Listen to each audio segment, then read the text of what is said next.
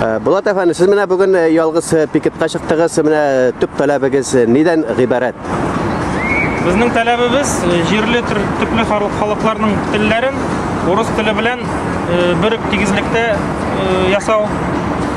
Аларны бер үк дәрәҗәдә мәктәпләрдә, югары уку белем йортларында өйрәтү, дәүләт эшләрендә куллану һәм телләрне бер тигез итеп санга кертү. Менә инде сез берничә еллар буена менә шулай ялгыз пикетлар уздырасыз инде.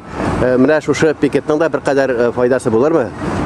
Biz bu piketni Башкорт һәм Чуваш милли оешмалар белән бергә үткәрәбез, синхрон үткәрәбез.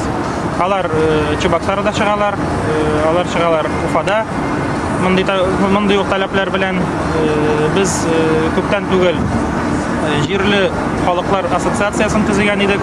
Һәм бу шушы ассоциацияның акцияларыннан берсе. Менә ялгыз пикетка инде яшьләрнең аз чыгуын ни белән аңлатыр идегез? Менә күбрәк чыга ала идегезме? Ну, беренчесе без рөхсәт алу белән рөхсәт булмас дип уйладык. Бүген бит 4 ноябрь көне. Фашистларның пикетларга чыгу көннәре. Безгә аны бирмәсләр иде, үзебезгә митинг ясарга. Икенчесен яшьләр куркалар чыгарга, үз фикерләрен дәүләткә белдерергә куркалар.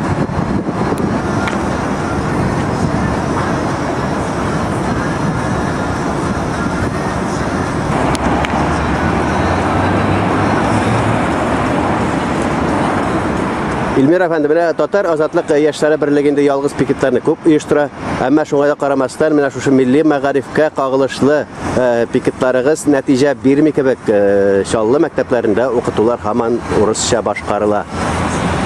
Без инде даими рәвештә телгә һәм мәгарифкә карата ялгыз пикетларны үткәрергә тырышабыз. Булдырылганча төрле тематикага кагылып, төрле көннәргә бәйле рәвештә инде бүген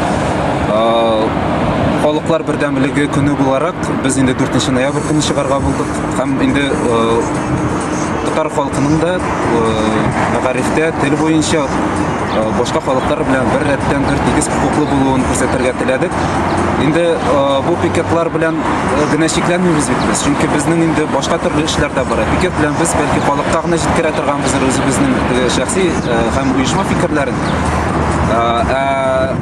Безнең әле тагын башка эшләр дә бар, шулай ук бер рәттән без инде эшлибез мәктәпләр белән, керәбез мәктәпләргә, сөйләшәбез директорлар белән, укучылар белән, инде алда татар теле классларын булдырыр өчен, һәм инде татар мәктәпләрендә инде бөтенләй тулысынча татар теле укытылырга тиеш, татар телендә укытылу булырга тиеш дип таләп итәбез, әмма гамәлдә алай түгел. Шуңа да карамастан без барыбер керәбез, сорыйбыз һәм кимендә берәр класс тулысынча татар телендә укытылырга тиеш дип таләп итәбез. Һәм инде өлешчә инде алу яктан безнең кайбер инде җиңүләр дә бар.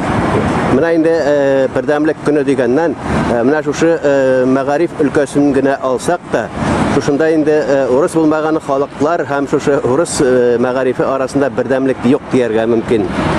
Әйе, чынлап та бердәмлек юк. Менә урыс оешмалары күп кенә кычкырып йөрсәләр дә, инде аларның урыс телендә укыту аз дип, әмма чынлыкта әгәр дә расписаниеларын бөтенсендә карасак, мәктәпләргә кереп, инде ни генә түгел, тел буенча гына түгел, тел белемнәренә түгел, башка төрле фәннәрне бөтенсендә урыс телендә укытыла, хәтта татар мәктәпләрендә дә. Шул яктан инде татар теле буенча, татар телендә укыту буенча инде татар халкы Татарстанда үзен ничектер ким хис итә. Менә шушы инде пикетның резолюциясе дә була икән. Аның хакында да берничә генә сүз әйтеп китсәң иде. Әйе, бу пикетлар безнең Татарстанда, Чувашстанда, Башкортстанда үтә. Бәлки Марий Элда да үтә торгандыр. Әле алардан хәбәр юк. Бу синхрон ялгыз пикетлар, аның буенча безнең гомуми резолюция чыга һәм аны кабул итәбез бүген пикетлардан соң. Бу һәрбер оешмадан үзенең җитәкчеләре имзаларын куеп, шунда резолюцияне таратабыз без бөтен республика җитәкчеләренә, аннары президентка, дәүләт шурасына бөтен кая булдыра алабыз. Бөтен җиргә таратырга тырышабыз, чөнки безнең таләпләр барып җитәргә тиеш, белергә тиешләр безнең республикадагы хәлләрне.